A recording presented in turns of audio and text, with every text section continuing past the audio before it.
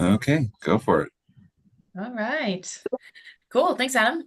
Good morning, everyone. Great to see you guys. Thanks for being here this morning. Hope you guys are all having a good start to your week so far. I'm just going to go ahead and share my screen and we'll dive right into today's presentation and meeting. All right. So our agenda for the day, first we're going to start off giving you guys a quick update. Well, we'll start with the approval of meeting minutes as we always do.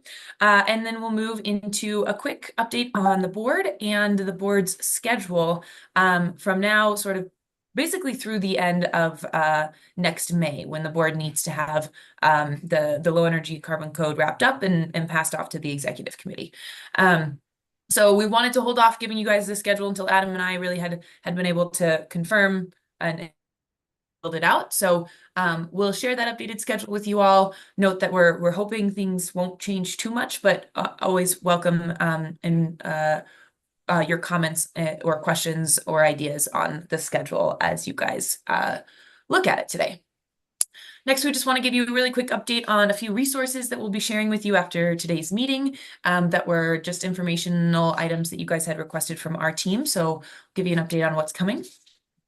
And then for a good chunk of today's meeting, we want to go through the commercial survey results with you all and have a discussion with the board on how you want to prioritize the discussion topics for the commercial code development. So we'll kind of go through at a high level the results of the survey, share where folks on the board said that their priorities were, and then Adam and I kind of thought through a proposed meeting cadence to give you guys something to react to, and then we'll kind of open it up for discussion and hear how you guys would like to move forward through the next few meetings. And then, assuming we'll still have some time after that conversation today, we wanted to get ready to have one of our upcoming commercial code conversations on one of the priorities that was highlighted in the survey. So that will kind of be discussing how we want to manage the point sections of the code. So C406 primarily, and then C502 and 503. At the end, we want to revisit one or a few of the comments made at the last meeting around code enforceability, and then we'll wrap up. So that's where we're headed today. Any questions on where we're going? Okay, don't see any. Our meeting objectives are to make sure you guys are aware of our schedule and what's coming as far as the board sort of work over the next 6 months and the code resources that we'll have to you soon. And then we'd love to really work towards aligning this group on the priority topics that we want to talk about for the commercial code meetings. And we'll show you when we look at the schedule how many meetings we'll have for that. And so that will kind of help inform that discussion. And then we'll pop back to that code enforceability conversation from last meeting with an update from one of our board members. So we'll start with the approval of meeting minutes as we always do. You guys were sent the meeting minutes from meeting 8 last time. If anyone would like to make a motion to approve the minutes, you may do so now. I'll motion to approve the minutes. Carolyn? Second. Thank you, Carolyn. All right, all in favor of approving the meeting minutes from meeting number 8, please say aye. Aye. Aye. Aye. All right, thank you all. And those who would not like to approve the meeting minutes, please say no or nay. Okay, not hearing any. Meeting minutes are approved, so we'll get those out and posted on the Energy Code Board website. Thanks, everyone. All right, so we're going to move into the board update. And the first thing that we wanted to share with everybody is that we have a quick update for you guys on 2 board members who have officially stepped down from the board because they were unable to sort of fulfill their board commitment in the time that's been required. So Kayla and Cody have stepped down. Adam and Mo are looking for replacements for their roles on this board. And those replacements we hope will be joining us soon. But just wanted to give you all a heads up that Kayla and Cody will not be joining us for all of the next meetings. Yeah, Mo. Yeah, I just want to also add that Aaron has asked to be replaced and has been a hero for continuing for several months now. We've been looking to find a replacement for him. So we're working on that as well. Thanks, Mo, for that update. And yeah, Aaron, we appreciate you still being here with your limited time and capacity. So thanks for continuing to participate. Yeah, and we'll hope to find those replacements as soon as possible and get them onboarded as quickly as possible so they can help contribute to our code conversations moving forward. Okay, so the next thing I want to talk about is our timeline. And this is the sort of schedule update for the board that we wanted to, that we sort of thought through after the legislative session gave us till the end of May to finalize the code. Note that this schedule and this timeline update does not include the executive committee meetings, which after the May Energy Code Board meetings are wrapped up. So this picture is sort of the full schedule, and then we'll go through in a little bit more detail, but I kind of wanted to walk folks through this at a high level to start. So moving after this meeting into July and August, we will be having our commercial code discussions. And there'll be 4 meetings to have those discussions. Moving into September and October, we will have our residential code discussions. That last meeting in October, I think it's like the 29th, and our first meeting in November, we'll be having our 2 meetings to discuss any updates we want to have or make to the model code. And then sort of in between those early sessions and before our final November and December meeting of this year, our team will be drafting some, putting together some code language options based on the discussions to date. It might not look like a full code package, but it will be code language really focused on the different changes that you guys were interested in making. And we'll hope to get you guys that sort of those early phase drafts by November, so that we have 2 meetings before the end of the year, which will be late November and early December, to do a round of code proposals, to have you guys initially react to some of the code language that we're putting together, how your ideas are showing up in code, and give us do 1 round of proposals on the commercial code, 1 round on the residential code, that will all inform the first draft, official draft that we will release to the public on January 3rd. So again, I'll kind of go over the dates in more detail, but just looking at a high level. After that first draft is ready on January 3rd, we plan to move into an open public comment period. So we will have the draft open and available to the public from January 3rd through February 7th. So almost a full month, or excuse me, a little over a full month.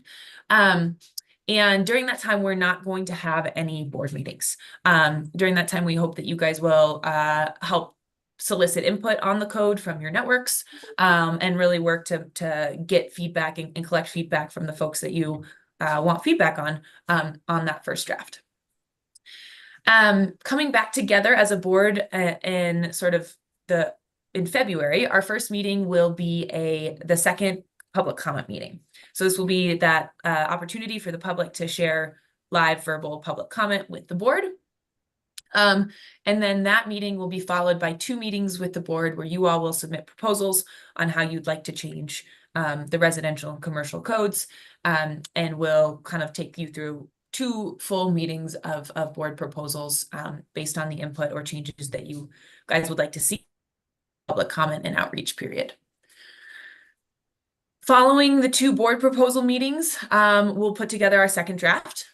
Goal to have that done on April 4th, and then we will again have another almost month-long public comment period for folks to read the code, react to the code, submit changes to the code.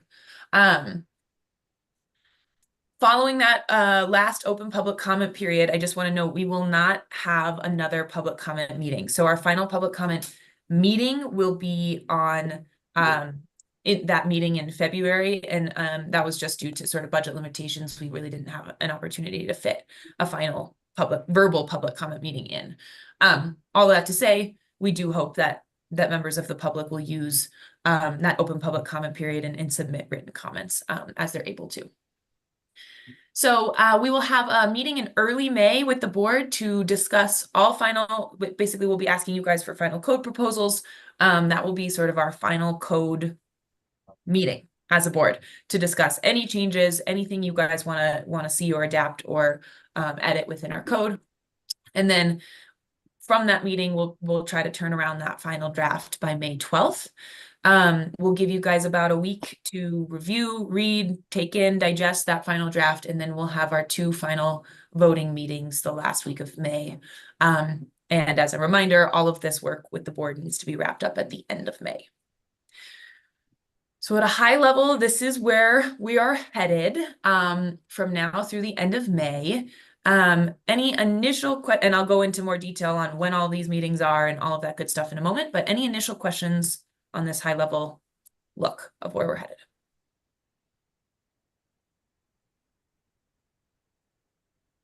Okay, I'm not hearing any, but interrupt me if they come up. So what this looks like in a more detailed view. Oh yeah, Elizabeth. All right, I only had one question. Just can we look at the previous slide there? Just with summer vacations and stuff with the commercial code, like I am out the next couple of weeks. Is there good ways to stay in touch, stay on top of things for things like summer vacation, that kind of stuff? Or what do you guys recommend there? That's a great question, Elizabeth. Adam, do you have any initial thoughts before I jump in? Sorry, mute button's not working. So I guess maybe Elizabeth, I think, if there's any planned meetings that you're going to miss, I don't know that there's necessarily anything we can do for like replacing meeting time other than just having you review the recordings and everything. And, obviously if you have any comments that you want to share specific to like so Kim's going to be talking a little bit, we'll be talking later on in the meeting about like what things we think, we might be talking about at each of those meetings. And so that, we sent out like the results of the survey and everything and like kind of are understanding what people's perspectives are and what folks think is important to focus on. So I think, once you have kind of that sense and then the sense of like what will be discussed in that meeting, I think, we'd certainly be interested in any, like if you have thoughts that you want to share, like in writing or something that we can represent in those meetings ahead of time, if you plan to miss any meetings. I think that would be really good just so that we can make sure your perspective is represented, even if you can't attend. I think that's probably the best way for any missing meetings. I don't know if you had any concerns beyond missing any meetings, but. Okay, great. No, I just wanted to make sure that I wasn't going to get fired or something. No, I'm going to be out July 9th, but that sounds great. I'm sure I can prep some things and follow up if I'm not able to join the call. Thank you. Yeah, and the goal of today's meeting is to really iron out like what is going to be discussed in each of those meetings. So we'll have a really clear idea. It gives the public an idea as well, like when they want to attend and tune in. And so we'll be able to more clearly narrow down like what will be discussed so that you can really focus your comments for that day. Perfect. Thank you. Awesome. Thanks, Adam. And good question, Elizabeth. I'd also offer if, I know it can take a long time to type out a lot of emails or a lot of thoughts via email. If you'd rather just call Adam or I and chat for 15 minutes, we're happy to kind of take note of your guys' thoughts if you're going to be missing any meetings and bring those forward at the next board meeting. Okay, so moving into July, we have 2 meetings in July, on July 9th and 25th, and then 2 in August on the 9th and the 22nd.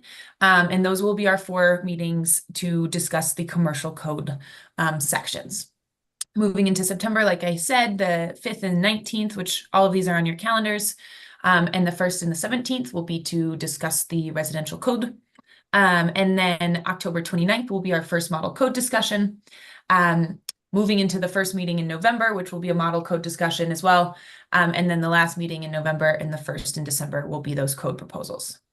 Now I've highlighted the 2 meetings in November because the current meeting that we have on our calendar in November is on, as you all may know, on November 14th. So once I kind of get through the full schedule, I'm going to pause for a moment and ask the board if there's a little bit of, if we can kind of move one of our meetings back so we can add another meeting in November. The idea here is that we want to make sure we have enough time to, one, wrap up all our discussions, primary discussions before the end of the year. And we really want to avoid that Thanksgiving holiday. So we'll talk about what it will look like in just a moment. But just to note that these two are the ones that are not accurately reflected on your calendar. Again, looking at January, we'll get that draft released. We'll have that public comment period wrap up February 7th, and there will be no meetings in January with this group. And then all of the meetings from here till the end of May still need to be scheduled, so we'll be working to coordinate those with you all soon. But we're looking at the week of February 10th and the week of February 24th, and then the week of March 10th for our public comment meeting, and then our two board meetings on the code proposals. Flag for folks attending from the public, our second public comment meeting will be the week of February 10th, and we are still going to work with the board to figure out the best date time for that meeting.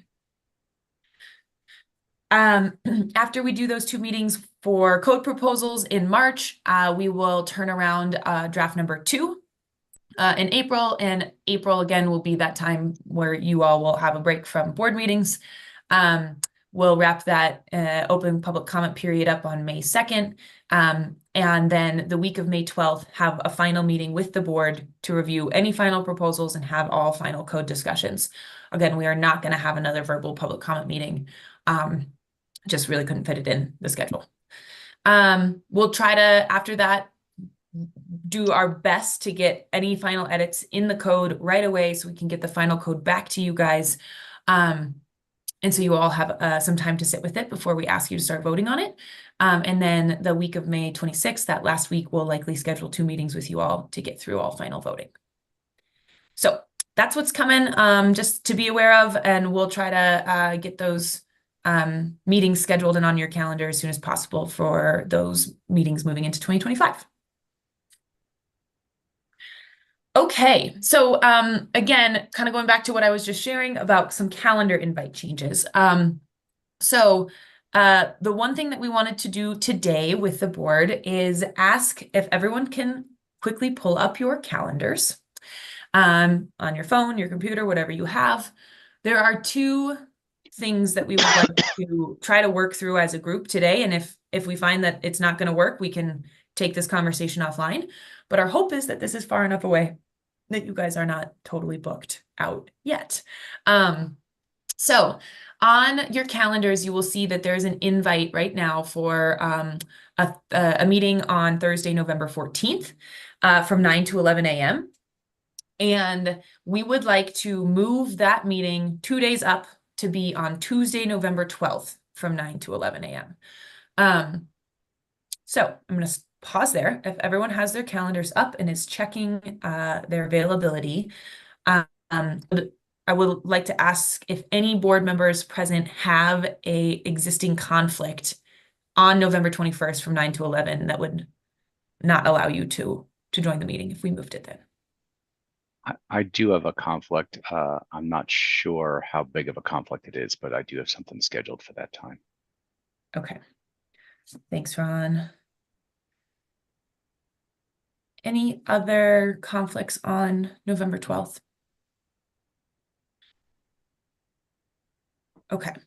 Ron, well, maybe Adam and I will circle up with you offline just to see if we think that's something we need to work around. But I think tentatively, we may plan to move forward. I think that makes sense. And if I have to miss a small portion of the meeting, I don't think I'll be booked that entire time. I'm pretty sure that. So I haven't seen the agenda for that other meeting yet, but I'll be likely to attend at least a significant portion of this meeting. Okay, wonderful. Ron, is there any shifting that helps you that might work for everybody else? Like if there's a 30-minute shift. Moving it a little bit later would be better for me. So like maybe like that is to like 9:30 or 10. So maybe 9:30 to 11:30. Is that problematic for anybody else? Don't want to create a problem for a bunch of other people to try to solve this one either. So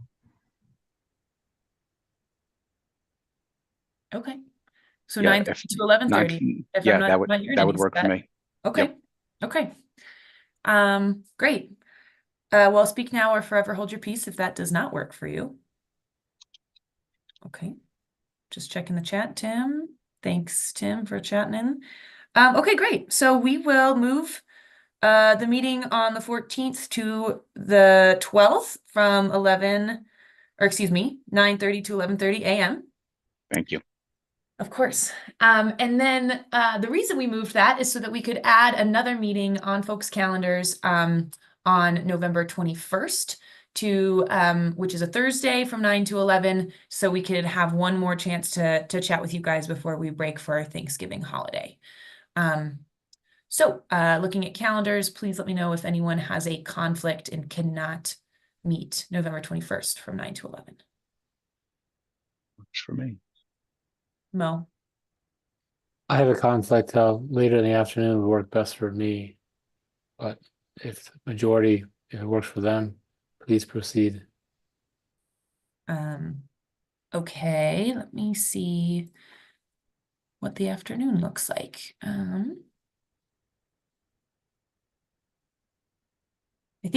I mean, our team can pretty much make any time that day work. If we looked at a 2 to 4 or like a 3 to 5 time slot, Mo, is that kind of what you're thinking? Okay. Yeah, either one of those 2 to 4 or 3 to 5 would work best for me. 2 to Okay. 4 would work for me. Okay, so let's say 2 to 4 on November 21st. Are there any conflicts or issues calendar-wise with that time? Okay. I'm not hearing any. So, that's wonderful. So we'll aim for the 21st, from 2 to 4 p.m. And we'll get that new invite on you guys' calendars, ASAP, so we can make sure we don't schedule over it. And that was the easiest scheduling discussion I've ever had. So thank you, everyone. Okay, cool. And then just a quick note on other changes that will come on your calendar. So for our meetings in 2025, we all of the board meetings we have in January. And then Adam and I will work to coordinate a scheduling, figure out a scheduling mechanism to get meetings on the calendar for those outstanding weeks where we will where we do not have board meetings scheduled. Okay, wonderful. Well, I think that's all I've got for schedule changes. Before we move on, any final questions, thoughts, concerns about the proposed schedule, the proposed public comment periods, or anything that I just shared? All right. I'm not hearing any, so I will keep us moving along. So this next section will be quick. I just wanted to share with you all that we have 3 resources that Adam and Hope, who is not here today, have put together for the board, and these were all requested at previous meetings.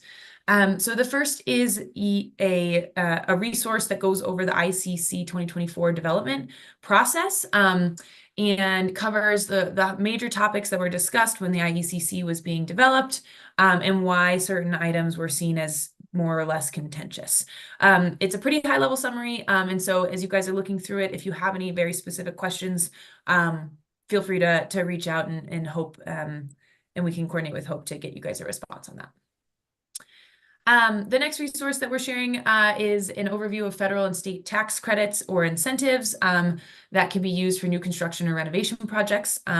We held off going to the utility level since there is so much going on in the state with utility incentives and local government incentives, but this will give you guys a pretty good overview of federal and state available credits and incentives. And then the last one is sort of an overview of the Colorado net metering, REC, and electricity landscape.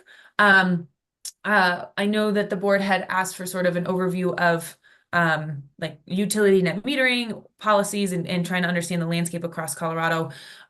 This is a very high level summary again.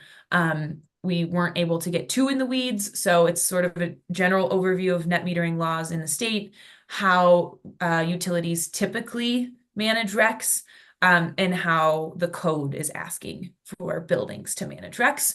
And then a little bit around electric utility regulations and how that will be driving them towards a more renewable grid. So again, we'll share these with you all after today's meeting, but if there are any follow-up questions, please don't hesitate to reach out, and we're happy to dive deep in specific areas if needed. Yeah, Carolyn. Yeah, just so I know what we're getting on the net metering one. Are you addressing like co-ops and municipals, or just the regulated utilities? All of the above, although recognizing that, you know, we're mostly covering the laws that exist around what they're supposed to do there. It's not necessarily going to cover like the differences that may exist between co-ops and munis, just because there are so many of them. We really couldn't go into that level of detail, but more just focusing on like, here's what the law says about net metering and generally about the practice that most utilities use, but there may be details that are not specific in certain circumstances. Okay, thank you. Yeah, thanks, Carolyn. Kristen? I did once, when I was a co-op director, inventory all the different co-op net metering policies, and they do abide by the state rules, which require retail rate net metering for residential up to 10 kilowatts and commercial 25. Wonderful. Thanks, Kristen. Yeah, so I think that Adam, and looking at Adam's resource and what you just shared, Kristen, I think that level is captured in this resource. So yeah, we'll get all of you guys these resources following today's session, but just wanted to give you a heads up on what's coming. All right. So now we're going to dive into sort of the meaty part of our discussion for the day. And so we're going to talk at first at a high level about the commercial code survey results. You all have received from me, along with the agenda for today's meeting, an overview of all of the comments that your fellow board members submitted in their survey related to the specific sections of the code that we asked about. Hopefully you guys have had a chance to look through that, and hopefully that adds some nice context to what we're going to share in this high level summary. As you guys remember, for those who took the time to dive into that survey, we asked about many different sections of the code. We didn't go so far as to look at, section 403.1, 403.2, because we didn't want to kill everybody. But we tried to keep it more at a little bit of a higher level. So these are the sections we included in the survey, including not listed here, the appendices and resources. And these were, again, just as a high level look at the results, just to give you guys a sense of how your fellow board members voted. So there were several categories that had sort of a majority vote to not change a section, but we didn't receive, there were no sections that didn't receive a comment to modify something. So at least one board member suggested a modification or had a question on almost every section as we went through the code. Yeah, Kristen. Did everybody take the survey?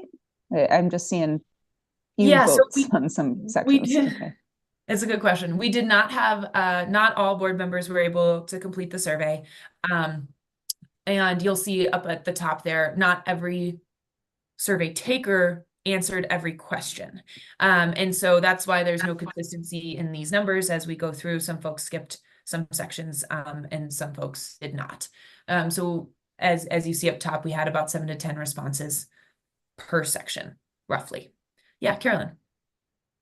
Yeah, and I'll just offer, I used no change when completing mine, which doesn't mean I'm not receptive to changes proposed by others. Just rather that I wasn't advocating for a change specifically. So I don't know how others may have interpreted it. So just wanted to offer that up. Yeah, absolutely. And Carolyn, and I just want to emphasize that I am not necessarily suggesting that we use this as like a majority rules vote. Just really wanted to show you guys where the sort of majority of responses did fall. Elizabeth? I'll also say it looks like I was not the only one, but I definitely ran out of gas as I got to the section C, 502, 503, 505. So we may want to, I don't want to neglect that section because I think we all agree that section's really important. So maybe, but yeah, I just ran out of energy. No pun intended.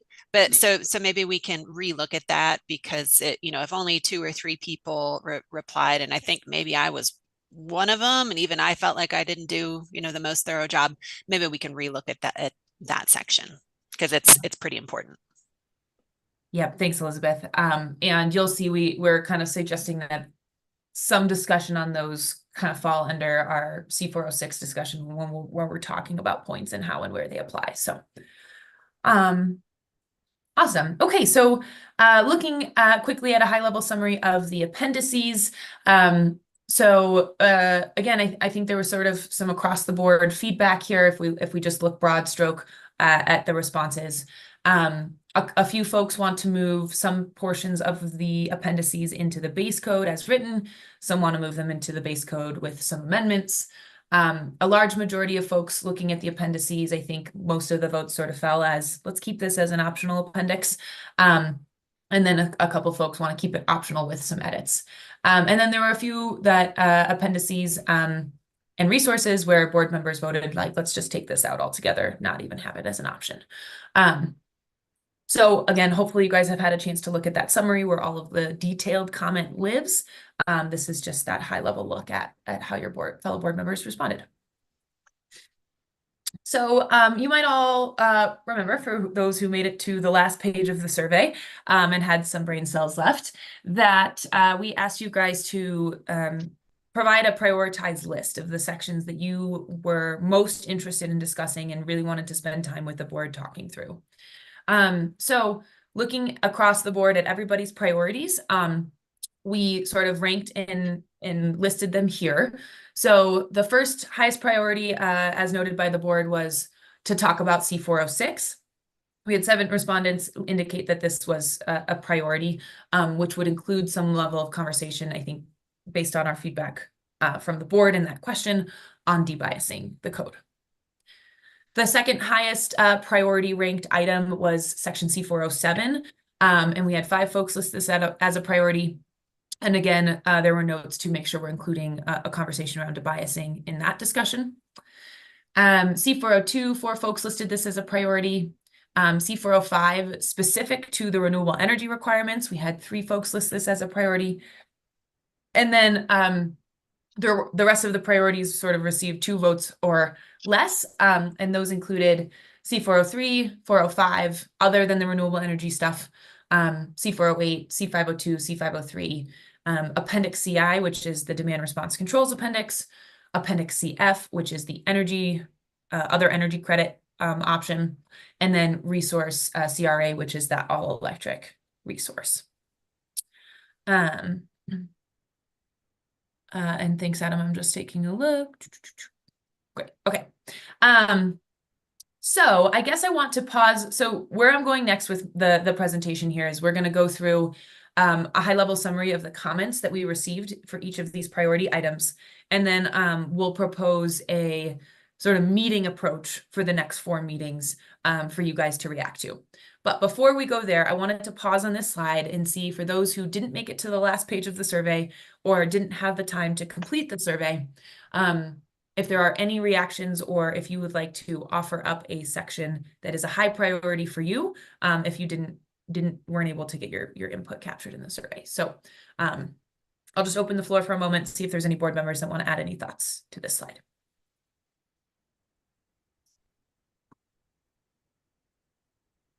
Yeah, Ron, go for it. Yeah, so I did not get very far in the survey at all, but I would say that these priorities actually look like a pretty good list to me. Okay, great. Thanks, Ron. Carolyn. Yeah, and I just wanted to say, when I was filling this out, the decisions we make around 405 have relationship to some of the other ones, including the additional to see, well, depending on what we collectively decide on 405, it has implications for 406 as well as the appendices. And so just want to name from an ordering perspective, I do think getting some clarity on the renewable energy component first before diving into all of the efficiency credits, renewable credits, and load management credits would be helpful. Okay, awesome. Thanks, Carolyn. Yeah, Ron. And just to add to that, I think that discussion also is going to tie in some important ways on the residential side. And I kind of think that maybe Caroline is dead on point with that maybe we need to sort of talk about renewable energy in a broad perspective before we get too far down this, because it does make a pretty big difference. And I do think that our state situation is different than a lot of what was considered when this code was written at the national level. So I think we want to get some kind of cohesive thoughts together about that topic first. And I will just note that I think just because that these are listed in this way does not mean these are the order in which we will discuss them. So you will see in the future slides that we have proposed a structure that kind of, I think, will follow along generally with what you all are saying. So just wanted to note that this is not the order. This is just the list of which they came in priority wise. Yep. Thanks, Adam.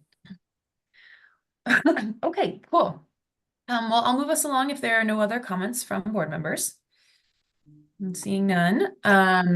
Okay, so again, I'm just going to go through, and hopefully you guys have had a chance to look at this, but some high-level thoughts and just overview of what fellow board members are proposing to do within each one of these priorities. So you guys can kind of see the scope of what we might need to be talking about. So for C406, there were a number of credits that folks offered up that they would like to add to the list. So sort of new requirements that would earn points under C406. And that's that whole section that you see up top. So things around ultra low global warming potential refrigerants, circuit sharing or smart circuit controls, passive house standards, etc. A couple board members suggested that we remove options for credits. So Carolyn, kind of getting to your point on the previous slide, renewable energy and the renewable and load management credits were suggested to be taken out entirely. And then there were other comments around how we could modify some of the requirements. And I just want to note that we did receive a couple comments that were related to making sure the board has a better understanding of how they can adapt C406 and how they can change the point values. And so just to note that that's something Adam and I will be sort of focused on before we get to that conversation to make sure we're all really clear and on the same page on how that will work. Yeah, Carolyn.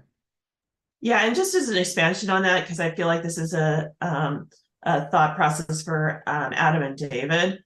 One of the things that just struck me is there's so many items in the tables, and getting clarity on what a local jurisdiction can do as far as removing items from the list if they want to simplify it, and what they would be allowed to do under the state statute and how we might treat that. So just wanted to flag, additions and subtractions from the additional credits should, in my opinion, be something that we plan for and allow for local jurisdictions, and just need to have some thought process around that from a structure. And Carolyn, I guess at a high level, what I would say with C406 generally is that the requirement itself is the number of points you have to get, right? Is not necessarily tied to how many options there are in order to get those points. I think the board needs to be cognizant about making sure that there are a sufficient number of options, that there are a lot of different ways that you can achieve those points, but the requirement itself has nothing to do necessarily with how many points any of those things are worth, or whether there are options in the credit tables for those, more so than it has to do with how many points do you actually have to get for the additional efficiency credits, and then also for the load management and renewable energy credits. So I think if we can be thinking about it in that context, that is more, separating the requirement versus the options. Thanks, Adam. Elizabeth? Yeah, just to build on that, that was one of my primary comments, just overall, every single section has gotten more complicated, so that it's really difficult just to look at the code and know how to design to it. And I'd say C406 is one of the worst parts of that. Now, not only do we have one table, we have two tables. So, if I'm an architect and I look at this and, I have no idea how to design my building with these two tables. Whether the Colorado Energy Office develops some kind of tool, like a design tool that people can use and play with, and that as a test or something like that, so they can say, okay, well, I've got a multifamily building. Here's how I could potentially achieve these credits, that sort of thing. I think part of our consideration needs to consider the additional complexity. Like, I don't know if anybody, I know several of you get to enjoy the fund that is ComCheck. And ComCheck already is awful to deal with. Like, for example, I cannot test if my envelope is compliant until I have selected my C406 credits. And if I'm an architect, that means I can't even check my design without knowing what the MEP design is going to be, and without having those credits, or without having the mechanical section of ComCheck fully filled out. It's awful. So if it's awful now, and we're not only, I would say, we're tripling the complexity, I am really, really worried that this is just going to be terrible to try to actually execute. So with the complexity, with the number of points and these overlapping tables, if we're to maintain that, we've got to help people figure out how to actually design their buildings. I think I would say we're all pretty good at codes, and I look at this and I'm like, I don't know how I would consult to design teams with this without having to develop a tool myself. So I think that this needs to be part of the considerations when we're looking at what do we include, what do we not include, because right now it looks pretty rough for design teams. I'm so glad to hear you say that, Elizabeth. Because I don't want to have to do ComCheck with this. No, this one, yeah. I felt like I read the same thing 3 times in a row, and I just couldn't get it. Okay. Yeah, I think it's a really helpful flag, and I appreciate you bringing it up, Elizabeth. We did see that comment.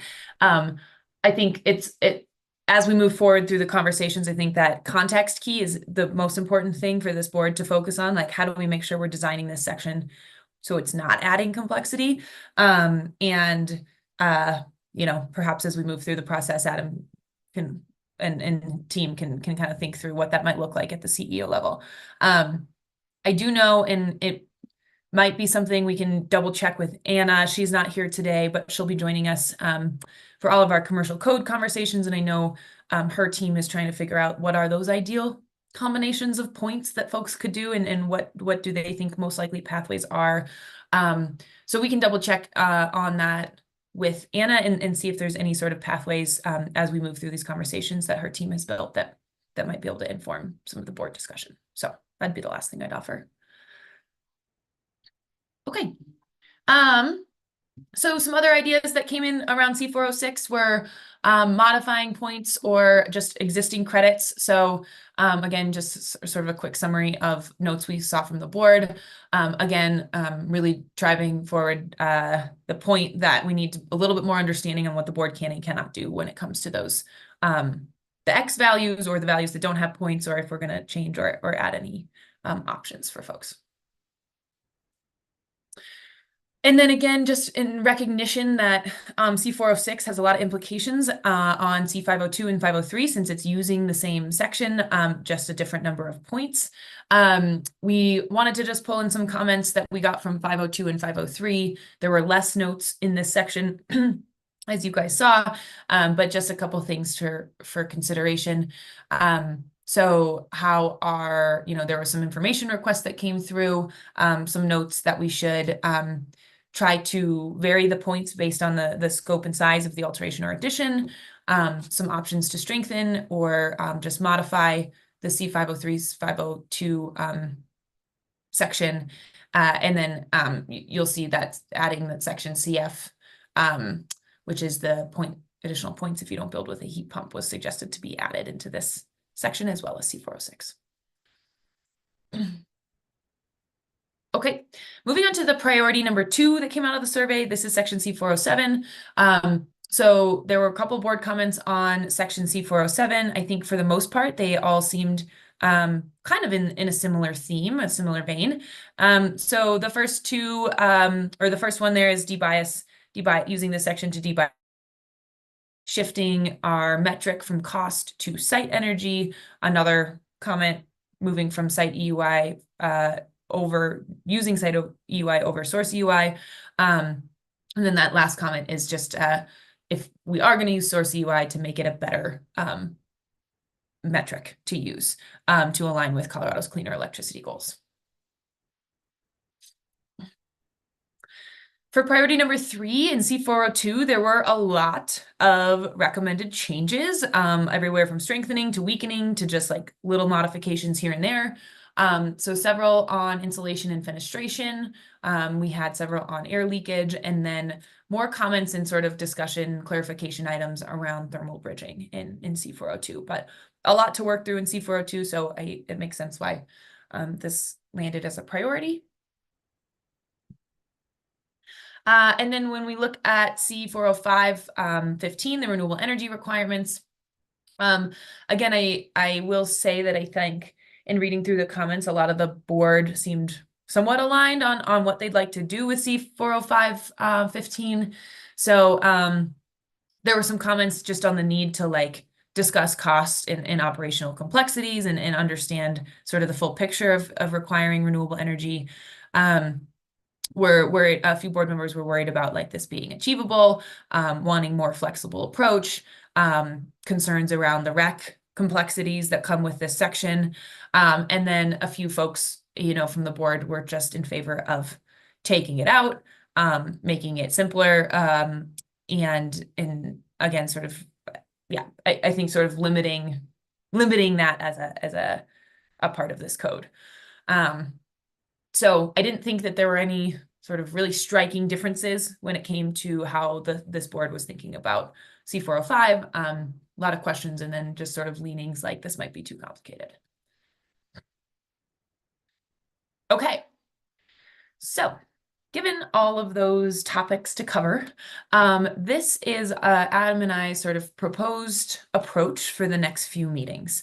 And this, so I'm going to share this slide, and I'm going to share one more slide, and then I'm going to open it up for board discussion, and would love to know you guys' thoughts. So moving into meeting 1, our thinking was we could focus on section C402 and then really dive into that discussion around C405 15 on renewables. Moving into meeting 2, the focus there would be C406, and as applicable, 502, 503, if there's time, and just kind of thinking about how we want all of those sections to work together.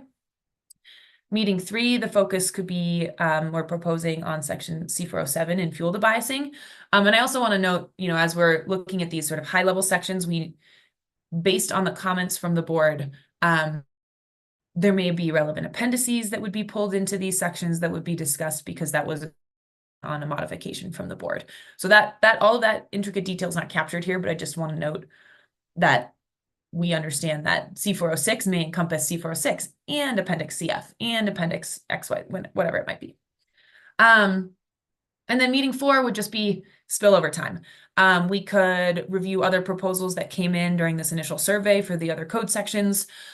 We could, or we could just kind of save that time to wrap up any discussion we did not get to in meetings 1 through 3. And then sort of how we recognize that because there's only 4 meetings, there are a lot of code proposals that came through the survey that we know that board members will want to sort of weigh in on, or at least review.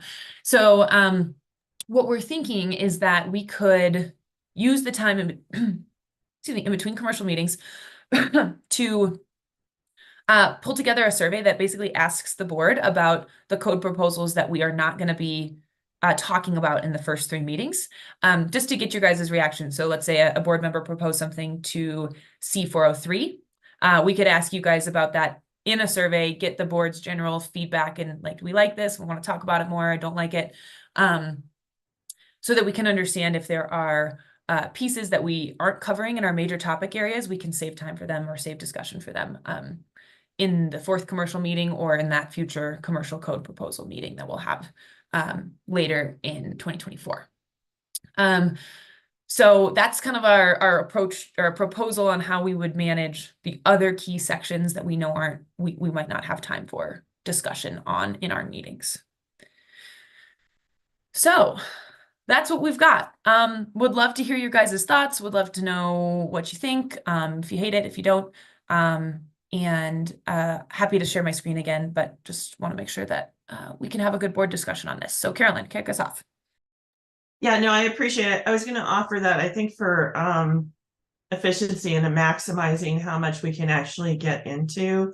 I wouldn't necessarily say we're just going to do renewables the first meeting and then the points the second meeting, but rather just set that as an order so that if we are efficient, you know, and maybe like resolve the renewables topic in 30 minutes, we're prepared to immediately dive into the points discussion and get as far as we can in each meeting that we have, just knowing that our time is limited. Yeah, Carolyn, I love that idea. I think that's a great approach.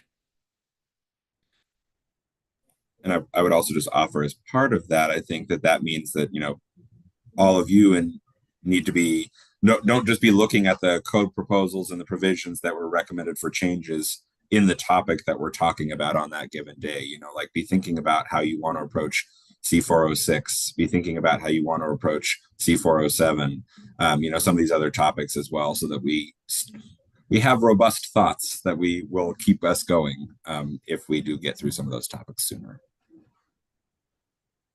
Yeah, thanks, Adam.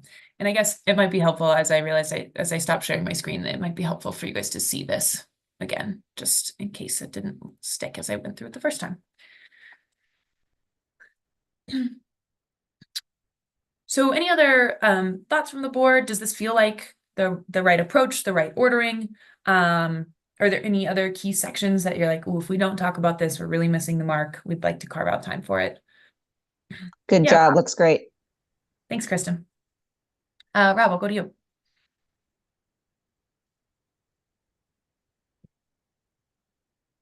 Rob, if you're talking, you are muted.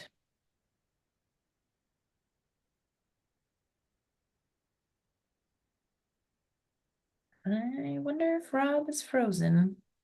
We also cannot see. Oh, there you go. Am I better now? I think I'm better now. Better. It Hello. did freeze. It did freeze. So I know this is asked and answered repeatedly, but you know, especially on my side, I'll generously say my familiarity with the commercial code is not expert level. And so if we could find, I would need to rely on some of my peers and colleagues to give me some detailed information, some more detail on some of these. So I guess my concern would be, I'm not going to be able to provide fully informed feedback, I don't think, without a published code. I think that's where my mind goes on this. So if we can, that'd be my concern, I guess, is where I'll stop. Is I want to make sure that I can provide informed opinions on a lot of this stuff, and without a published code that I can share, or that's available that I can share that we can share. I'm not sure I'll be able to do that. And Rob, when you say published code, are you kind of talking about just the 2024 itself being open? Yes. Being released? Okay. Yeah. We're gonna have language for these, correct? Like proposed language as we discuss these, or are we just gonna be discussing these more as it would be great if I had an IECC 2024, or we had an IECC 2024 that was publicly available. Yeah. For us to provide, for us to be a little more thorough. Well, first, Rob, I'll say absolutely. I think we're all. I'd share. Oh, can you guys hear me? Okay, everyone froze for a minute. The next thing I'd share is that as we kind of go through these meetings, we'll use the results from the survey to guide Mhm. sort of the proposals, the suggested changes that the board would like to see in these different sections. So we will be able to provide some sort of proposal and be able to pull the current code sections for the purposes of So the we will have some outline at least of code language prior to all these discussions. Yeah, so Rob, we did Okay. send out to everybody the redlined version of the 2024. Did you get that? Yes, I've got Okay. that, but you know, I'm adhering very closely to the directive to not share that. Yes. So I'm not sharing with anybody even internally on my team. And that's because I want to make sure that we are collectively following the expectations of that. Appreciate that. And I was on a call with Schum's Coda newest employee, Andre, for those who have had a chance to meet him. He indicated that, I mean, it sounds like it's the same story with the ICC that we've heard all year. Within the month, it should be out. I don't know if we can trust that, because that just hasn't been the case. But Rob, I guess as soon as we kind of have the code language and the proposals pulled into these PowerPoints, my hope is that you could also use what we build and share with you guys that's publicly available to then use to go get that feedback as sort of an interim until we get that final code package. Sure, that's fine. Yep. Yeah. Thank you. Thanks for bringing that up. Yeah. Elizabeth? Yeah, and apologies, I'm wondering if you can just remind us, when does the voting all happen? Like if we're reviewing renewables in meeting number 1, are we needing to vote on that? Or we'll be able to like circle back to things after we've kind of gone through it all? Yeah, so that's a good question. I think our approach will be kind of similar to how we did it last time. And so for those who might remember, we will kind of start with using this. Well, the nice thing about this time is that we have the survey results. So we've got some sort of code proposals from you all already. So we'll use that as our foundation to guide the conversation, and where there were specific proposals or specific changes proposed, we can talk about those, do some like majority voting, like how do we feel about this? And just to give our team a sense of like, how is the board feeling? How does the board want to approach this? Where we don't have those specific changes proposed, it might end up looking more like a general kind of conversation around how we might want to change the code. Our job, sort of as we move through these meetings, will be to take all of your guys' feedback, start to sort of draft code proposals that we've heard from you all on how we might be changing these sections. And then I'll just flip back to the, sorry for the scrolling. This. So we'll try to work on building those code proposals for you guys so that we can get you something to react to before we have and have one meeting to kind of talk through. You guys will have a chance to react to the code we're writing, provide proposed changes on like actual code language, and get through one meeting on commercial code changes and one on residential code changes before we release our first draft. So as you guys remember, when we were doing the board proposals last time, it's a majority vote for moving through those proposals, just to get guidance from us on how we write the code. When we get to this final voting in May, that will be the 2/3 majority that's required at that point. Great, thank you. I'll just note too that that's kind of the purpose of having multiple iterations here, is that like we may not get it perfect on that first draft, right? Like I think we all recognize that like we aren't gonna nail it 100% when we get that first draft. Yeah, that's just like, what I was thinking, because there's so many overlapping things, especially with renewables is a good example that, if we make a decision on C406 and we're gonna think, oh, now we need to go back to 405 and adjust. Okay, thank you. Thank you. And then Appreciate it'll that. be giving the public also opportunities to comment, like, and provide thoughts that maybe we hadn't considered as a group or whatever. I mean, I think that's the benefit of multiple iterations, as opposed to like trying to nail it perfect on the first time. It's like, let's just try to get something that reflects what the board is interested in doing in that first time. And then those iterations give us an opportunity to refine it. Yeah. Perfect. Thank you. That helps.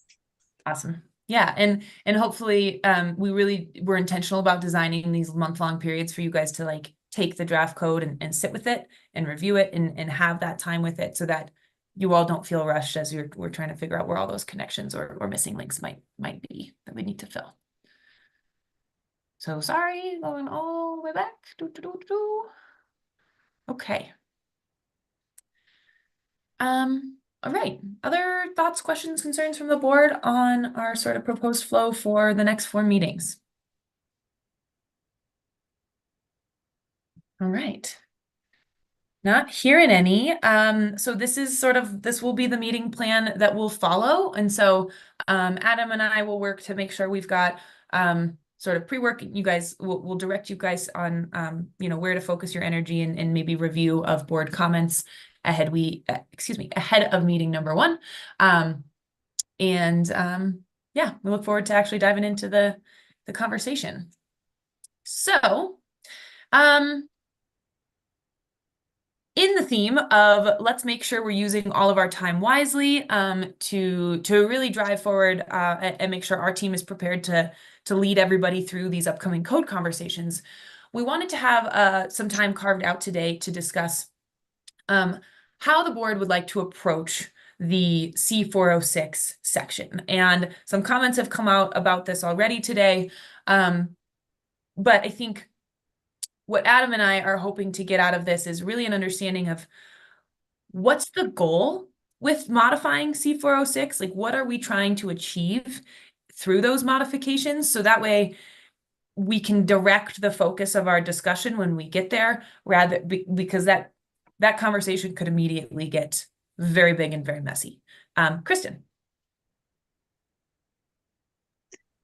Hi, I just wanted to throw out a perspective there that I think it's a really exciting new section to have in the commercial code. And although there are some questions around, how exactly do you use existing tools to model compliance, I do think that it's a really valuable section to have, and one of the few that we really have the opportunity to tweak or modify given some of the legislative limitations on the other sections. So my vote will be to retain this section and not do away with it entirely, like it sounds some folks may be leaning towards. Thanks, Kristen. Awesome. Okay, so, as we move into this section, we've just got like 4 sort of high level questions for you guys that we're hoping we can think through as a group. Again, focused on what is our goal in modifying C406 and what do we want to try to work towards as a board? So as you can see, there's my question. What is the goal? Do we want to focus C406 on like pulling in the debiasing aspects, looking at it from a perspective of outlining electric preferred approaches?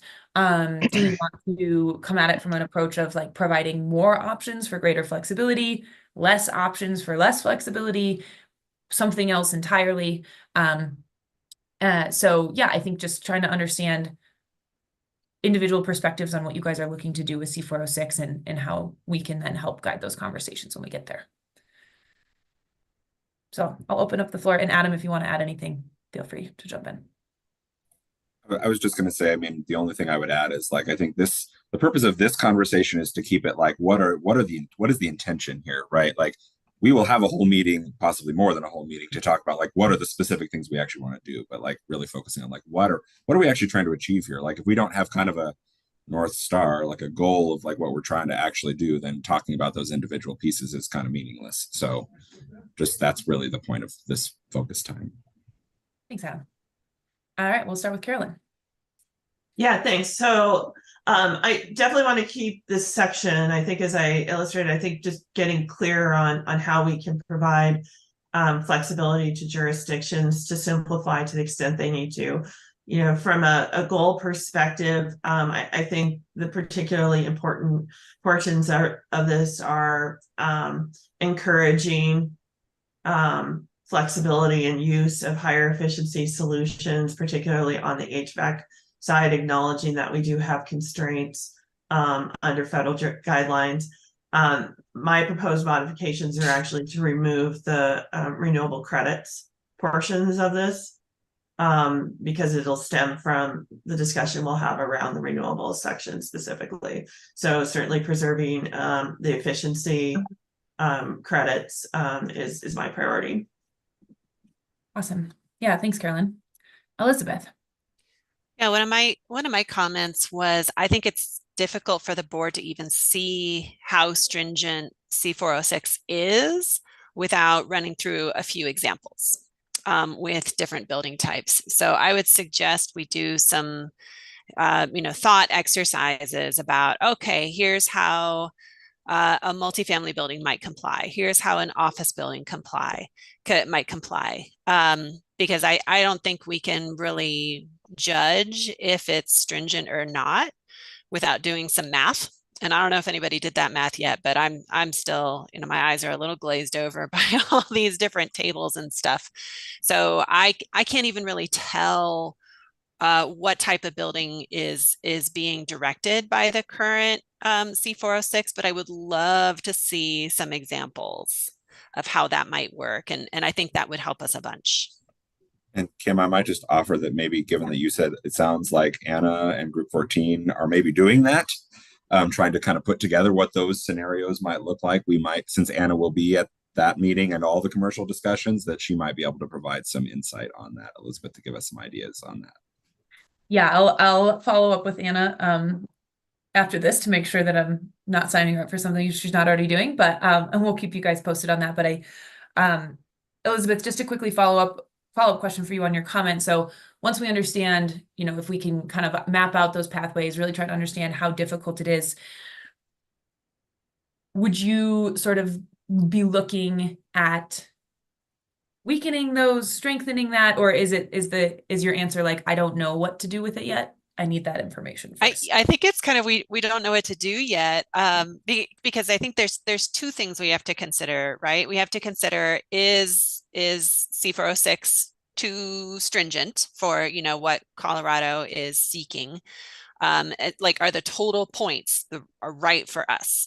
That's huge. Are these two tables, are they right for us? And then there's the minutia, the detail of all the different credits. Do we need to add more flexibility? Because if we have to get 90 points for a multifamily project, the options that we have don't really align with Colorado's goals, and we need to add different options, or we need to increase the credits for things that we really value. Like, do we really love reduced air leakage, and we want to give double points for that, for example? And that's just really difficult to see with what we're looking at right now.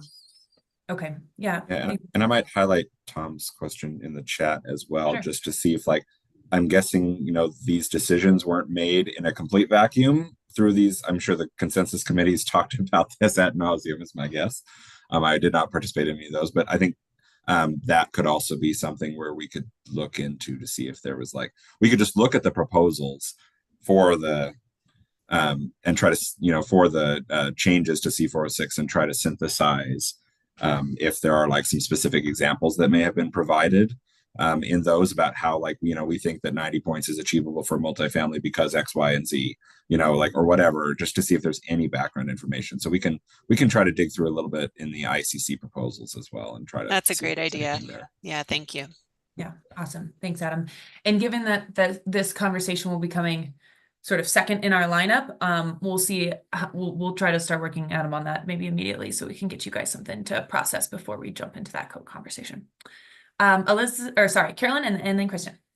Yeah, and thanks, Elizabeth, for raising this, because it triggered for me. I just want to build on what you said. I think as we're looking at those case studies, making sure we're looking at both low and high rise considerations, because I think I had the same impression of Elizabeth when I was going through that. Potentially the required points are too stringent for some of the Colorado context when we think about a minimum code. It reminded me of is this section then gets referred to in additions and alterations, and so making sure that we're also tracking what's feasible when you have an existing structure subject to those sections within the points. Great point. Yeah. Thanks, Carolyn. That is a great point, and that is my next question. So just to preview it, if anyone has ideas on this, and then Will, I would love to hear your thought. And Kristen, looks like you lowered your hand, but if you have your thought, feel free to, I'll call on you first. So as you're thinking about C406, the question also arises around how does the board want to handle C502 and C503 as it relates to any changes we might make to C406. So just something to kind of also noodle on as we're in this vein. Kristen, do you want to say something?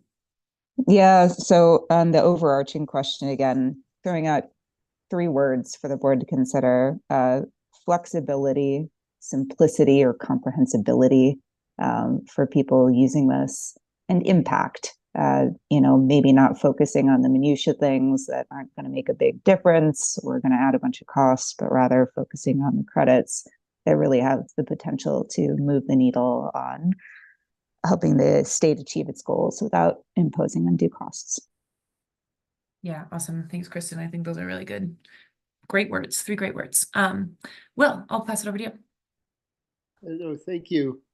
I just want to say that in terms of sort of overall goals as we look at C406, from my perspective, kind of the debiasing the code and making sure that we are not inadvertently discouraging electrification and looking at electric preferred approaches would be my top priorities that I'd like to make sure we spend some time on. Awesome. Thanks, Will. And I did want to just also highlight in the vein, Tim, since I know you can't speak, I did see your comment in here. I believe the debiasing concept needs to go through national code development process, and those to have those multiple committees review and analyze and decide if it gets into the next code rather than doing it here. So just wanted to make sure I shared Tim's comment in the chat there. Okay, so any other thoughts from board members on like what really the your intent here is, goal is behind modifying this section? Okay, so far I've heard we want to keep it. We want to make sure that we're preserving efficiency aspects of it. In order to make choices on how to change it, we need to better understand what compliance pathways are actually achievable for different building types. And through that, understand, is this really, really hard to do, or are there pathways that seem like they're more achievable? And then through that discussion, we'll try to we'll better understand, do we need to add more flexibility or more options or something else? Thinking about and discussing the code debiasing and electric preferred approaches within C406. And maybe that sort of kind of comes in the vein of like how we add more flexibility or new credits. And then just sort of keeping in mind flexibility, comprehensibility, and impact as we think about how we're making changes or suggesting changes to C406. Andrew. Yes, Kim, Adam. One question I had with respect to this table is it the clear intent that this table is independent of any of the simulation paths? And I may be speaking not just commercial, but residential also, that whether it's a simulated performance or the ERI performance, is it clearly the intent of this table to be outside of, or is it partly inside? Yeah, so that's a great question, Andrew. So my understanding is on the commercial side, and Elizabeth or Kevin or someone who works with it a lot, please feel free to correct me. But my understanding is that the credits are exclusively for prescriptive in commercial, certainly, and then additions and alterations as well. And that the simulated performance path is a completely separate approach. And then under residential, my understanding is that previously the performance path also required that residential homes be meeting one of the efficiency packages that was under the residential code. And my understanding is that in 2024, those have been separated out so that performance is completely separate from the additional efficiency credits. But Elizabeth, I see you have your hand raised, so if I misspoke there, please correct me. Yeah, there's only one thing I'll clarify there. Part of C406 is referred to within C407, and that's the additional renewable and load management credit requirements. So not the great big table where it says, you know, you got to get 90 points for multifamily, but the other table that is referring to the renewable and load management credits, that is also duplicated in C407, the energy modeling path. Thanks, Which Elizabeth. I have some issues with, but that's another conversation. So Andrew, I think on the residential side, just to clarify, just make sure it's like, I think it's different on the residential side where I think R405 and R406 are completely distinct now from R408 is my understanding in looking at it, that there's no longer the additional efficiency credits that are required for residential. That's correct. Yeah, that's a change. Yeah. Awesome. Thanks, Adam. Thanks, Elizabeth. Andrew, any follow-up thoughts or questions? Did that answer your question? It does. I think it still leads to a follow-up thought that a question to the board, or it may come to a question, is there a sufficiently clear differentiation, or should there be, that the point system exists, or I think what I heard it exists on the prescriptive approach, and it doesn't itself impair alternate approaches. Yes, I believe that is my understanding based on what Adam and Elizabeth just shared. Although if you do use C407 as your compliance approach, you still need to comply with the renewable energy and load management credit table in C406. So there's some implication, but it's yeah, so there's some implication on C407. Yeah, I think that helps. Thank you. Yeah. Elizabeth, did you have another thought? Nope, sorry. Nope, no good. Rogue hand. Okay, great. Well, I think the just the high level feedback that you guys have provided on this question, I'm following along. It seems like first and foremost, let's get some case studies, examples, understanding of how folks have envisioned this playing out. And from there, work to build a code that integrates some of that debiasing piece, or at least discuss that as a board, and make sure we're there's flexibility in how folks can comply with this, that it's understandable, and that what we're changing has a good impact. So Kristen, I love that framing. Thanks. I'm going to keep stealing that as we move through these meetings. Adam.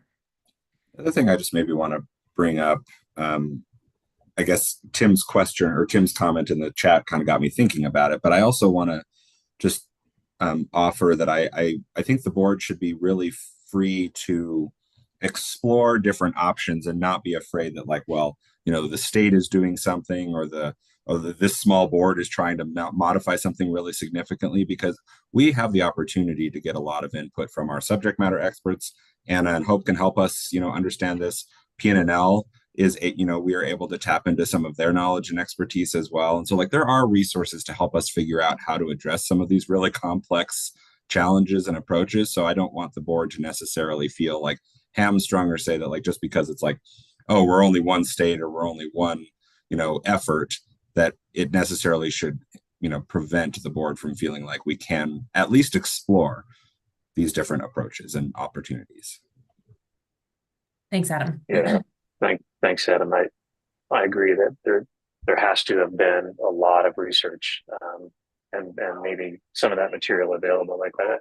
I don't feel like we would task ourselves. It's a great point, Tim, that we shouldn't take on too much, but I think we could easily be adopting or referring to something that's existing that we can build on. Yeah, thanks, Kevin. I hope. We'll try to, if it's out there, we'll try to find it for you guys. Okay, so my next question in regards to these point sections is, how do you guys want to think about handling C502, 503 in relation to C406? And again, trying to think about this at a high level. C502 and 503 require for additions and alterations at certain levels to implement a number of points a certain number of points out of section C406. And so I think what we're just trying to understand is like, as we look at changing C406, is the board interested in just kind of keeping that consistent? So any changes with credits or options or points that are made in C406 just naturally apply as they do currently in the code to 502, 503, or is there interested in like not keeping it that clean, or is there, just trying to understand like if you guys had any intention or thinking behind those alteration addition sections. So Elizabeth.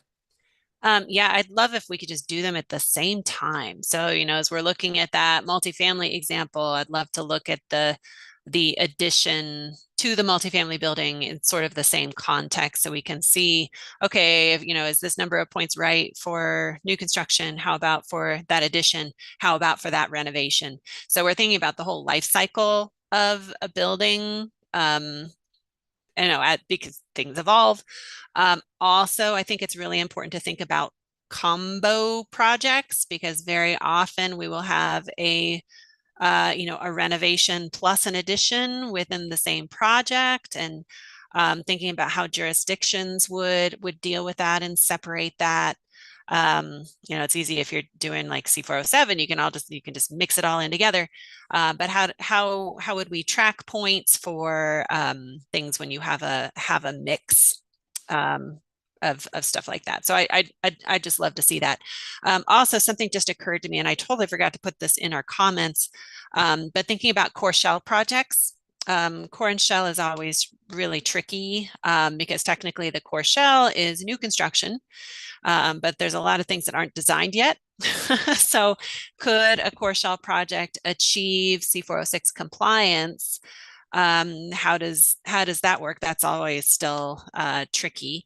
And then when you get the tenant finish coming in, how does that tenant finish look for points? Do they use a previous C406? Are they now under alterations, and thinking about how a core shell project might apply as well, because that's a little of everything. Thanks, Elizabeth. And I remember talking a lot about that during our last code development process. And so I guess I want to pose a question to the board. Is anybody aware if that is dictated in the code, or is that something that local jurisdictions determine on their own? I was going to ask that myself, because I'm wondering, just like if a jurisdiction, was on 2018 and decides that they want to adopt 2024, like how would that apply, just even if these codes were just as they are? Like if without any of our modifications, like what would happen? And if no one knows the answer, can you ask the original question again? Yeah, so the question is, as a core and shell building is built and the first tenant fit out happens, how is that classified in the code? Is that an alteration? Is that just a new construction project? Like where does it fall, and as far as like what its requirements would be? And is that up to each local jurisdiction, or is that dictated by the code itself? And I think also part of the question was like, if the shell was built under 2018, but like suddenly now the jurisdiction has adopted 2024 when the tenant finish is happening, like, do they follow what was required in 2018? Do they follow what's required in 2024? Like, I think that was part of the question. First generation space, or even redos of space, would all be under the current code. You can't play back if a ground floor retail for a multifamily residential building is sat vacant for 6 years, which it does often, right? That when you go to permit that new, you are under the current code for sure. Okay. And just reading Tim's comment in the chat, these complexities on how changes to one section may affect others is why this national process takes a year and a half. But you would classify that, Tim, under an alteration under the 2021 IECC. That's helpful. Elizabeth. Yeah, I was just going to second that. If the core shell was built under 2018 and the tenant finish happens under 2021, there's nothing that can really be done in the core shell project that would, lock a future first tenant into the original code, with very few exceptions. Sometimes if we're doing things under C407, And I've done a whole building energy model where I have set some tenant requirements, and my whole building, office project was complying based on, let's say I had a dedicated outside air system plus a VRF, and the VRF is going to be by tenant. And the whole building complies because of that. In that case, many jurisdictions have allowed that continuity rather than requiring requiring that the dedicated outside air system be brought up to code, for example. So sometimes it gets a little bit messy, but for the most part, if they're, putting in equipment, they'll still have to do, like a lighting comm check that shows the newer code versus the older code, that sort of thing. Okay. That's really helpful. Thank you, guys. So generally, I think I've heard that we still need analysis on section 502, 503 to really understand what to do here. And so kind of looking at all of those point sections at once, if there's a one option for points, how it influences new construction, alterations, and additions. So we can, again, kind of check with group 14, see what resources are out there that we can pull together for you guys. General thinking around how we might manage combination projects that have more than one of these pieces involved, and guide shell tenant fit out piece, or maybe discussion on it. Is there anything else that you guys want to make sure we talk about, cut through, any objectives you guys have as we look at section 502 and 503?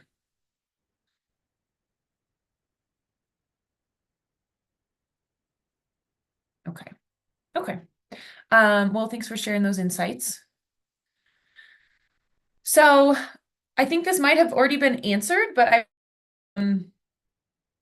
well, actually, hold on. Nope, that last question has been answered. So this next question is just kind of an ask on how you guys would envision this C406 conversation happening. And this isn't us copping out. We will be putting a lot of thought to this, but we want to make sure we're capturing your guys' thinking as how we might frame the discussion, because as we know, this discussion could go into 100 different directions like that. So any thoughts on framing kind of how we step down, how we step into these different conversations? Carolyn, start with you. Yeah, I think it's really helpful to make sure we understand and stay within the EPCA guardrails of the conversation, so that we don't get like distracted talking about like point adjustments, because in concept, right, the points are supposed to be assigned based on the incremental energy contribution to the energy efficiency target. So the total points represents an energy efficiency target, and the individual contributions to that are some portion, and they're supposed to be equivalency across them. And so I think to the extent that the facilitation team is really tracking that and trying to manage that part of the conversation, I think it will be helpful. Similarly, there's exclusions within the commercial section under that point methodology, and I think making sure we're clear on those as well would be important to guide the conversation. Okay. And then I would also say, just starting with your goal conversation around, you asked us like what would we want to achieve with this section. I think parsing it out in that way could be helpful. It could also be helpful actually starting with the sections that we're the least enthusiastic about, or have questions about, just so we can ship them away and then really spend the time focusing in on the ones that we want to keep. But I think fundamentally the end of the day is going to be, is the total points requirement appropriate for the different occupancy types, and how do we want to adjust them? So I think having, whether it's the case studies or additional information to understand like what those points are intended to represent in terms of additional efficiency, I think it would be really helpful. Like it was 60, I'm just making numbers up, but is 60 points intended to represent a 10% more efficient building, or is it a 15% or a 20% more efficient building above what you get before you apply the points? And then making sure that we're tracking to that. Okay. Yeah, thanks, Carolyn. Absolutely make sure that as we start that conversation, we're really foundation building, setting the sort of barriers around EPCA and state statute limitations, and making sure that that's sort of the foundation that we'll build upon. And then I love the idea of kind of starting with our goals first, maybe looking at, you know, the total points, like, is that appropriate? Is that achievable? And then from there, maybe diving into more of the specifics around the credits and options based on the outcomes of that conversation, and where we want to take it from there. And just to note that if this may be one of those sections as we move through to December that is not fully flushed out before we get that first draft out, but thinking that at least there might be some proposals or starting points we could leverage to help guide that conversation. Any other thoughts on framing for this conversation that will be coming up? Okay, not hearing any. So this final question that we have on this is has been touched on a little bit, but I just want to make sure that we're that you guys are kind of giving us all of the input and sort of all of the information that you would want in order or need in order to have a productive conversation on this. Again, we will do what we can to the best of our ability to get you guys prepared for this. Understanding we will end up, you know, we do have some limited resources with Group 14 and whatnot, but we will do our best to make sure you guys have what you need. But is there anything else you all need other than that was called out earlier, the overview of potential compliance pathways for different building types, and kind of looking at different case studies?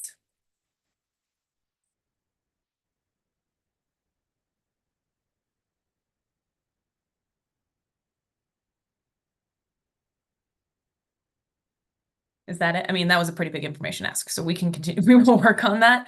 But if there's anything else, would love to know.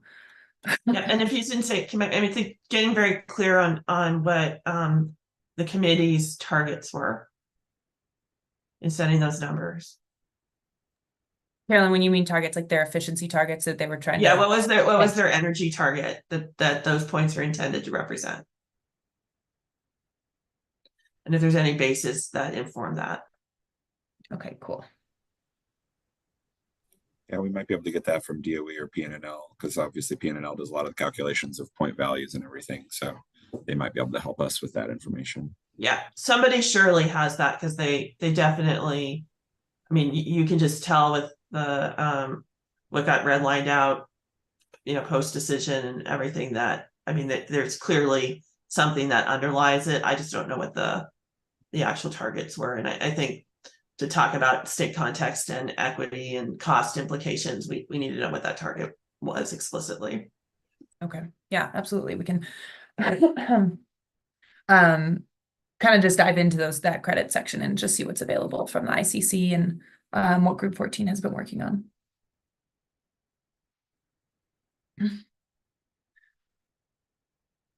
All right. Well, if anything else comes to mind, definitely let us know. So we have one more agenda item for the day, and we may end up wrapping just a few minutes early today. But let's get through our next agenda item, and if we end up with an extra 10 minutes and any board members want to bring up anything else to make sure we're using the rest of our time, we can absolutely do that. And this topic, Ron reached out to me last week, had some follow-up thoughts and comments on the code enforceability discussion that we had at our last meeting. And so, Ron, I wanted to pass it over to you to share your thoughts and what you wanted to share with the board, and then welcome any board feedback and discussion on what you're going to share. Thank you. So it came up at a previous meeting, just talking about, you know, code enforceability and how that might work. And I got myself thinking about, you know, when the code isn't properly enforced and what causes that. And, you know, clearly there are some times when there might be some kind of opposition to the goals of the code, or somebody who is behaving in a flat out, corrupt manner, have some sort of ulterior motives. I don't think that happens very often, and I don't think it's the role of this board to really do anything at all regarding directly addressing that kind of problem. But I did want to sort of explicitly talk about the fact, and I think this has come up in many people's comments today and in previous meetings as well, is that a big reason why the code isn't properly enforced is when code officials either can't understand the code, they can't explain the code, and they don't, that lack of understanding, the clarity of the code and what it's asking for, is a common reason why a code official might simply not enforce it, because they just don't have any easy way to explain it to the people who are trying to follow it. They don't have an easy way to understand what they're looking for, and I think this committee has a very strong responsibility to make sure that what we're putting out there is a code that can be readily understood, readily explained, and readily, you can look at the documents, the construction drawings, and make a determination as to whether or not the project is in fact following a code. And the more clear we can be about that, I think that goes to a long way towards making a code that is going to have a high degree of enforceability. As you can see from today's discussion, it's going to be a little bit of an uphill battle, because what we're starting with is a nationally published code that is a little bit hard to use, especially on the commercial side. We're not starting from a clean and simple document that's readily easy to understand for somebody just walking into it for the first time. So I think we have our work cut out for us in that regard. And then the other place where I think we also have some responsibility is if following the code gets you to a result that seems unreasonable or absurd, then I think those are the places also where we might have code officials who are not quite following the code. So if you have a place where a $5,000 remodel project, it triggers $50,000 in energy upgrades, those are the kinds of places where a code official is tempted to avoid enforcing the code as written, because it gets you to a result that feels wrong. So again, I think we have some responsibilities in that regard to make sure that what we're putting forth is a code that where following the code gets you to a result that is reasonable. So while there's some aspects of this code enforceability thing that I think fall well outside of this group, I do think we have some strong responsibilities to set people up for success and make sure that the well-meaning, well-intentioned code official is likely to be able to enforce the code as written. Awesome. Thank you, Ron, for having those follow-up thoughts and then being willing to share them with the board. Elizabeth, would love to hear your thoughts as well. Yeah, I want to echo that and add to it. It's sometimes it's a knowledge issue of, how do we enforce this? Do we want to enforce this? And sometimes it's a resources issue. And I'll use an example of blower door testing, air leakage testing. That first came about for low-rise residential in the residential code in the 2015 IECC. And I think you all know that how that was enforced varied wildly by different jurisdictions. And duct testing was another one. How that was actually enforced was all over the map. So, whenever we were starting a project, we would have to call the jurisdiction and find out, what are your policies on that? What's Aurora doing? What's Arvada doing? And how they applied their own policies to that enforcement, like sampling rates, has also varied all over the map. And I think the newer, how the 2024 is written has is actually much better and makes it more enforceable. But I think we can learn from how jurisdictions have applied those sorts of things in the past and consider that.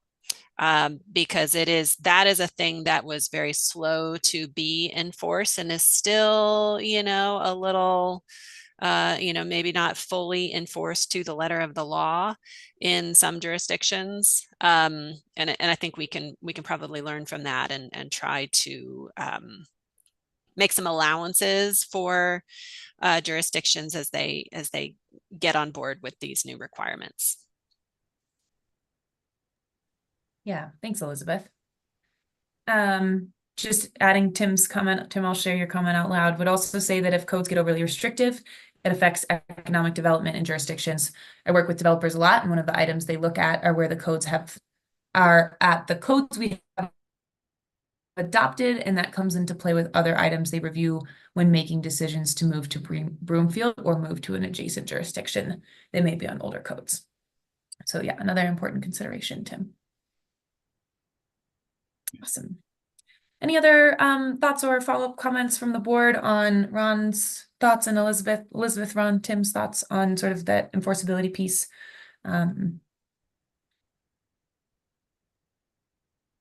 Yeah, Kim, and then we'll go to Kevin. I know I said this before, but just giving more thought related to just a way to support building jurisdictions with enforcing the code. I know there's a lot of funding available from the CEO to apply for grants, et cetera, to support workforce development, to support training of building officials, and building community. But if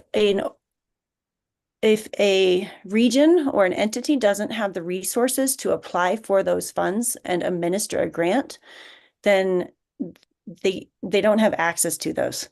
So just if the CEO can think of other ways, maybe it's state opportunities for training for those regions and jurisdictions that don't have the resources to apply for grants, whether it's even just to train people to do blower door tests, or understand the code, or kind of those big things. I mean, we've got such a workforce shortage and a knowledge shortage across the state, that we really need to focus on different varying ways on how to beef that up in various communities with different levels of resources. So yeah, and I will say that we do have all of those resources, and I think we're trying to figure out how we be more strategic.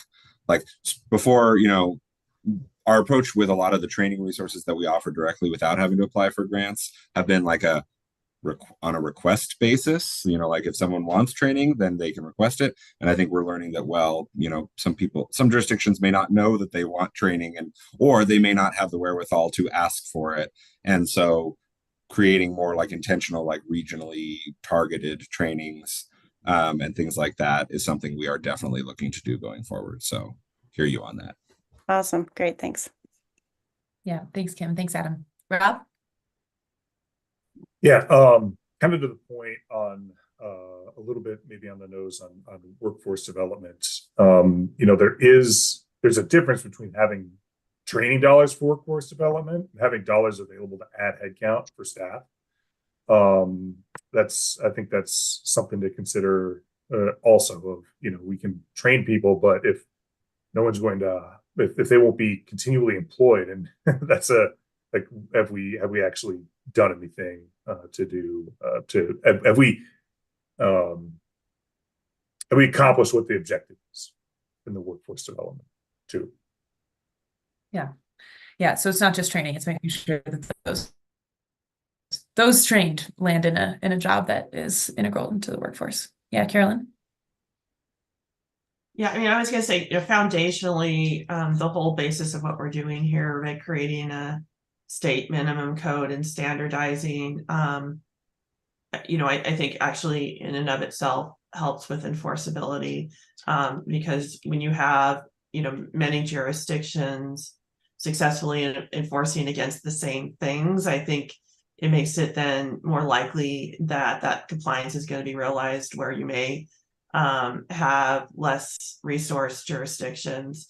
Like I think as practices become more standardized. One of the challenges, our workforce, our developers, our architects deal with is, jurisdictions are on like, 50 different codes right now when you consider all the local amendments and other revisions, which in and of itself just lends itself to an enforceability challenge, because misunderstanding in and of itself contributes. So I just wanted to say that, but I do agree. I think an earlier discussion we had is just illustrative that we need to be very thoughtful that whatever we're putting in here is clear and understandable so that it can be enforced. And we should apply that lens to any changes that we're making or any opportunities to simplify where we can, where we're really seeing an area that's so complex that even the best and most trained jurisdictions are going to struggle to be able to successfully enforce. I mean, I think that's the flag for us to really put thought into whether we should revise it. Yeah, absolutely. And as you guys are making decisions and thinking through different proposals, making sure that we're continuing to bring up that clear, understandable, like if an elected official was to read this, could they understand what it means and understand how to do it, or a building official or whomever that person is, right? So yeah, that's something we can continue to help the board think about and bring forward. And just to share Tim's comment in the chat, the other problem is the staffing level at local jurisdictions to actually do the energy code reviews alongside life safety and fire safety reviews for jurisdictions that have a lot less inspection staff. All right, well, just want to say thanks, Ron, for bringing those ideas forward and just really making sure that the board is grounded in some of those ideas before we dive right into our commercial code conversations next meeting. I think that's a really nice sort of segue into our conversations, which I'm so excited to start with you guys and really excited to finally dive in to the work for this board. So I'll cover some next steps quickly, and then I'll let you guys go for the day. So our next meeting is Tuesday, July 9th from 11 a.m. to 1 p.m. As noted, a couple of you might be missing. The topic, as we discussed today, excuse me, will be C402, as well as C405.15, the renewable energy requirements in C405. So if any of the board members present are not planning to be or cannot make this meeting, please reach out to Adam and I, and if you'd like to share your thoughts with us ahead of that meeting, and we'll be happy to coordinate with you. We'll clean up meeting minutes and our PowerPoint from today and get those out to you guys so they can be approved at the start of our next meeting. And then just a reminder, and we'll send more direction and specifics to you all in an email, but continue to review those commercial survey proposals that we shared with you for this meeting, and particularly as we're focusing on C402 and 405.15 next time, thinking through and kind of focusing your review in those sections would likely be helpful. And Tim, absolutely, I will get this PowerPoint out as soon as possible so that you've got the schedule in there. And then Tim, if you need that in another format, just let us know. We'll be pulling it together in sort of our internal syllabus as well. Adam, anything to add? Yeah, I'll just note on the schedule piece, we will also be updating our online schedule for members of the public to be able to see what the updated schedule will be as well. So that's going to be updated. Probably I'll just go ahead and do it today, certainly at least through December with our new meeting dates. And then as we work out those spring meeting dates, we will get those updated there as well. But can at least, give the week that we're doing it in, if not the specific day and time yet. And then the other comment I wanted to make was when it comes to folks interested in talking about C402 and the building envelope prescriptive requirements and changes there were a few proposals in there that were related to strengthening. I just want to remind everybody that, whereas, C406, C407, some of these other provisions do have appendices that directly relate. Some of the prescriptive requirements don't.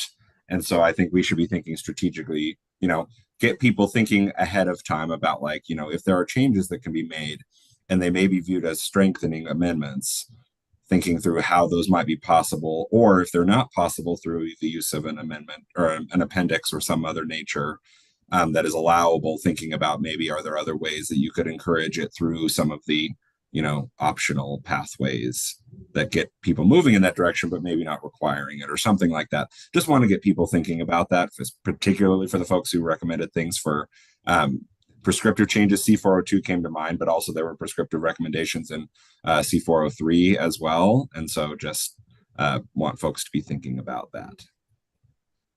Awesome. Yep. Thanks, Adam, for that reminder. All right. So that's all I've got for you guys. Any final questions, thoughts, concerns before we wrap up today?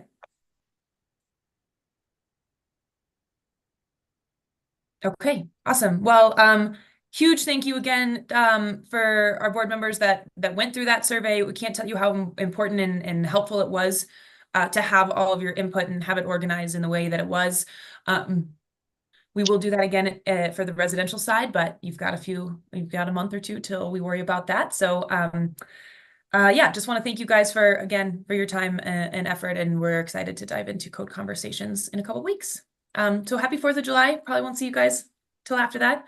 Yeah, we'll see you guys soon. Thanks all. Thanks, everyone. Have a good one. Thank you. Thanks, Thanks, everyone. everybody. Bye, everyone. Thanks.